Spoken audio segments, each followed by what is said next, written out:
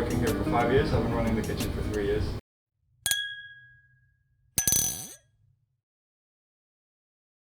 We're gonna make baby purple cabbage layered with a paste made out of mussels, doenjang and meju.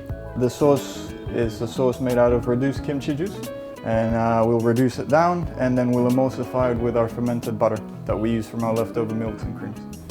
So I've made a mussel paste. What we're gonna do with this paste is we're gonna fill the leaves of the cabbage with it. It's a very nice cabbage. Yeah, so what we're gonna do is just layer the paste in between the leaves. So we will basically season it from the inside out. So a little bit on each, a little bit on each. So yeah, you stir it in layers and layers, try and season it all up. Keep in mind, you don't have to put as much of this inside of it because it's quite strong in flavor. Yeah, that's it. So what I'm gonna do now, I'll just roast the cabbage. So I'll just coat it in a little bit of oil. So yeah, I'll just steam it for about 3-4 minutes and then just give it a quick roast and it'll be ready by then. So I'll just turn this on for about 5 minutes.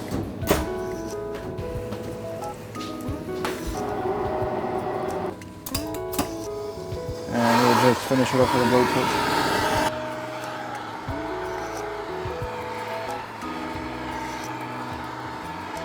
So you can sort of see how it caramelizes the mussels.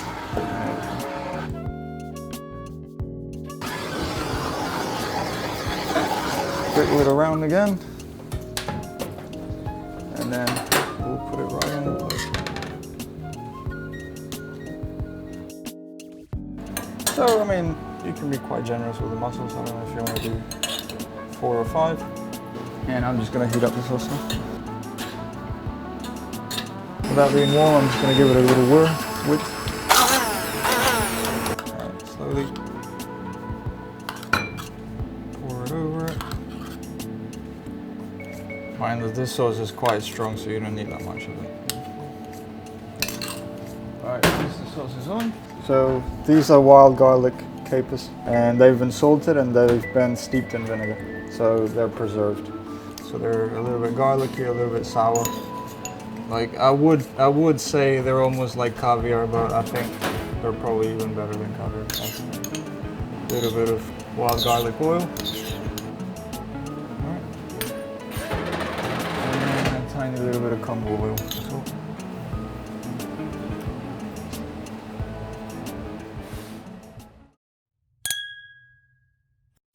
Hi, I'm Justina. I'm in my 50s. I'm from South Korea but now living in the UK. Hi, I'm James. I'm 24. Come from England, Birmingham, but I've been living in London for about a year now. We're flat 3. This dish smells lovely. Mussels with a red cabbage, like a creamy sauce. It smells really rich. This dish looks absolutely amazing. Oh, if I'm a good photographer, then I could actually take really nice photos with this. I don't want to actually break it because it just looks so nice. It looks like Belgian mussels with creamy white sauce, but obviously it isn't. It's a bit different take. Start off with a mussel, rub it around the sauce.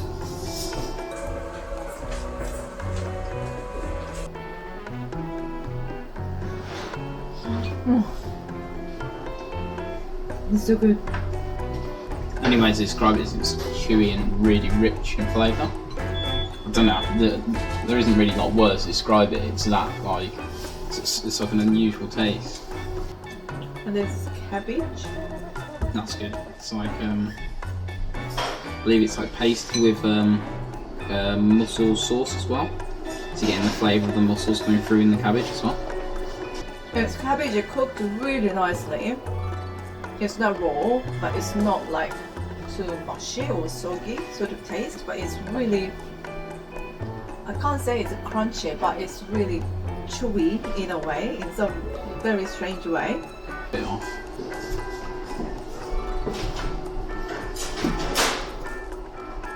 Yeah, it It's really good. It blends really well with the cabbage, with the roast. It's like a roasted cabbage, and the sauce, the creamy sauce.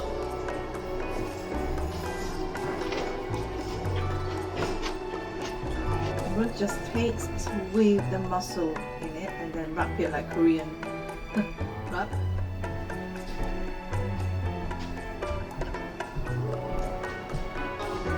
So let's try and get a bit, make a little boat of sauce and mussel. But what is interesting of this food, it's really like powerful. Now that texture is really good. So my palate's all like experience different things, like screaming it is something, oh this is different and that is different. I think that's the way it's meant to be eaten, just like a bit of mix of everything all together. It's a really richness and it's just creamy,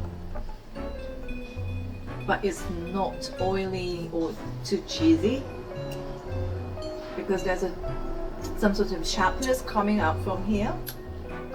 So in this dish there's a Korean soybean sauce. And to be honest with you, I wouldn't know it's in there. It's so something like seafood sort of taste here, but also the oyster taste comes, I think, at the same time.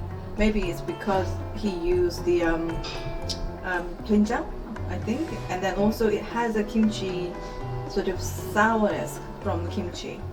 Really good combination of all different styles, blending like Western and Eastern dishes together.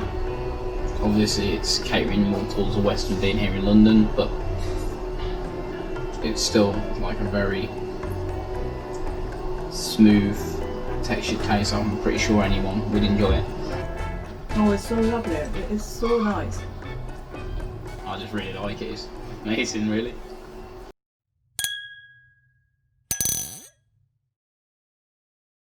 So today I'm going to make sea bass poached in kimchi brine.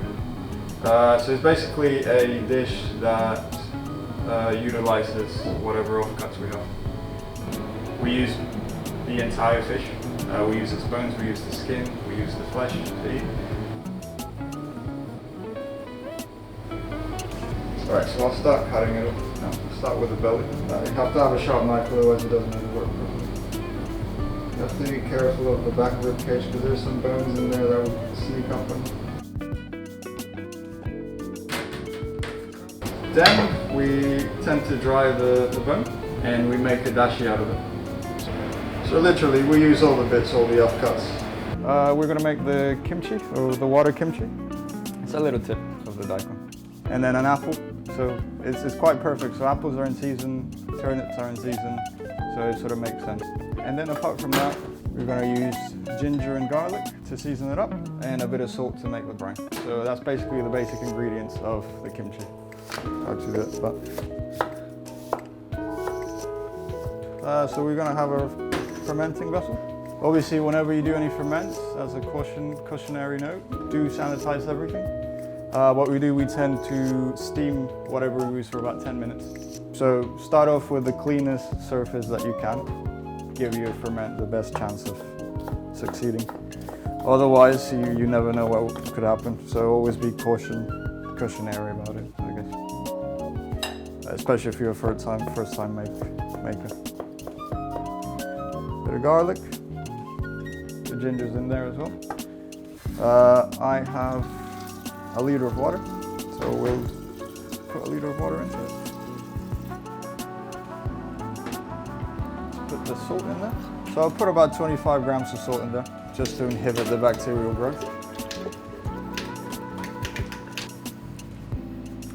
Yeah, that's about right. And then we're just going to leave this in a dark space for about 2 weeks and then just keep on checking it. So this is basically the final product.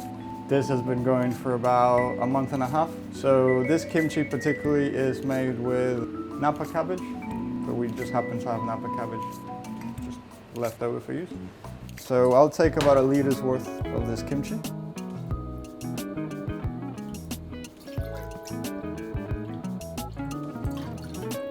So now we're gonna make a dashi with the fish.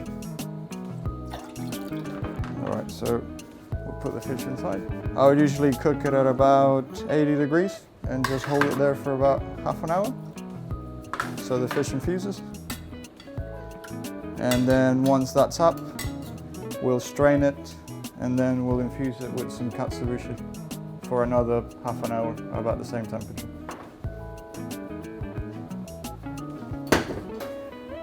Yeah, salt it for about 10 minutes, just to remove some of the moisture. So typically I would get about 2 portions of fillet, so let's go with that. 2 portions of fillet. So.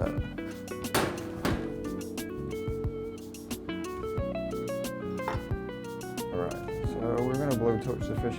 Just, let's see, rub a bit of oil on top. You don't wanna have too much oil because then it's just gonna be very oily. So I'll start off by just searing the top. So you gotta do it quite slowly so the skin doesn't tense up too much, otherwise it's just gonna, so a more gentle touch. So what we're trying to basically not get to happen is the whole curling of it, because it will curl like this, but it will relax again if you do it slowly. There we go, and it's relaxing as it goes.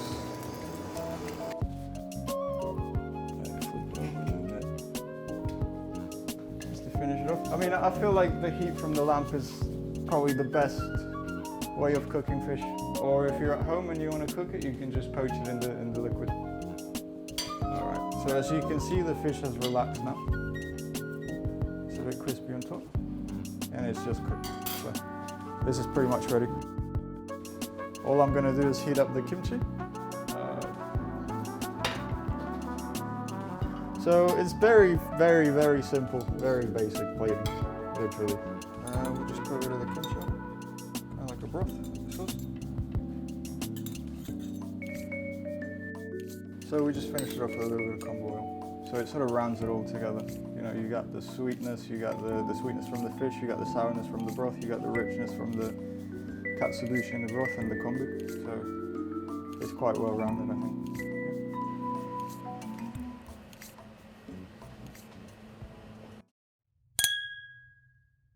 The dish in front of me currently is a sea bass with kimchi water. It looks like an island in the ocean. It's really lovely. It smells really good. And also the smells, I don't think you can actually smell this one, but it's absolutely gorgeous. And the sauce is like sweet, a little bit salty, and it goes really well with the fish. The soup is really, but it's very sophisticated tasting actually. Let me just try the fish with it. Fish is so tender. I tried it with a bit of skin on it to see it's like a really nice crispy skin. It's obviously softened down by the sauce down a bit, but still nice and crispy.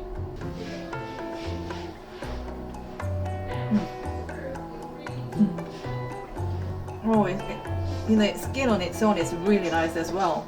Oh my god, so good. You know, sometimes when you eat something, you don't really need to say a word, but it just put a smile on your face. This is so lovely. I really like the sauce. It isn't like overpowering, not spicy at all. There's like zero spice in it, so it's not like normal kimchi in a way that I'm used to. You know, the fish has a very fish smell of it or taste of it, but because of this broth, it actually make it rounded. I mean, because of the stereotype of kimchi being so strong and powerful flavour, it just shows that like doing it in a different way, it's much more delicate. It can be used in a very many more varieties of ways and in many other dishes that I wouldn't have thought of. Although it has a kimchi broth, you don't really have a like kimchi broth in your face. It's just so mild. Really good though. But if you are not Korean, you wouldn't really know. People might say it might just coming from like vinegar or vinegar-led or something. But there's a kick of it. There's a different types of sourness. It's definitely coming from kimchi. My perception of fermentation is normally like pickles in a way, or something very salty. And what I like about this is this place is just make kimchi and using kimchi in a different way, and it gives a different dimension and different depth to the kimchi itself. So this one is the mulgimchi, the water-based kimchi. So when you actually do the mulgimchi, we normally drink water, the broth. What happens is normally the mulgimchi you do have, we actually eat it very cold or fresh, not cooked, not boiled or something like that, but they actually boiled it. This shows that you can almost use a fermented dish in anything. It's so delicate, such a light flavour. It just added up to the different dimension, and I think really nice. You can't stop smiling, it's just that good. It's really good.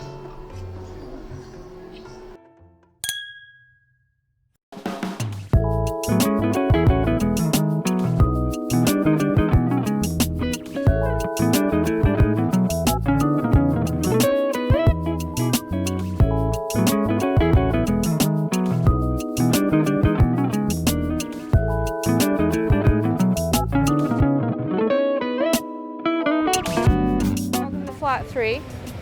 My name is Juliana Kim Mustakis. I've run this restaurant since April of 2015. And it is just like my home. In fact, it's named after my home. It's a true labor of love, and everything in it is a sort of a reflection of different parts of my life and that of the teams.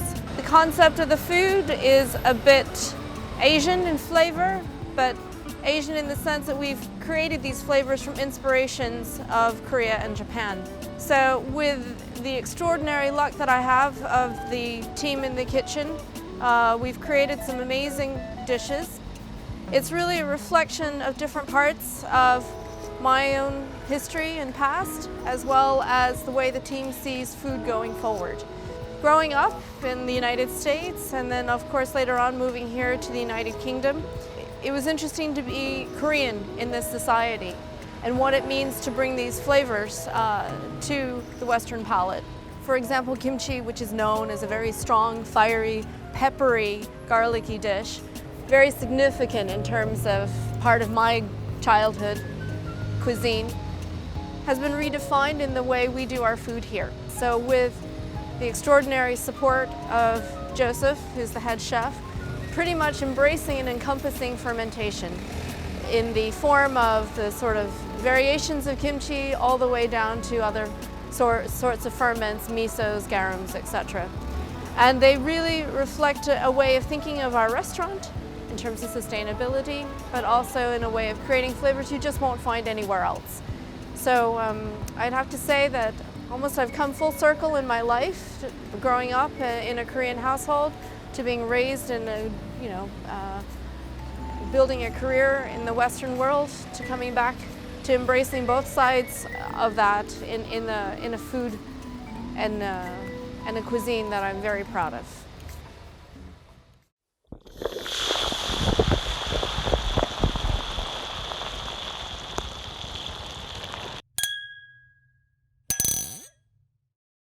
Don't forget to follow us on our social media platforms at Kimjang Project and KBCE UK on our Facebook and Instagram. Once again, thank you for watching, and we hope you enjoyed this year's Kimjang Festival. Please stay safe and healthy, and we look forward to seeing you again next year.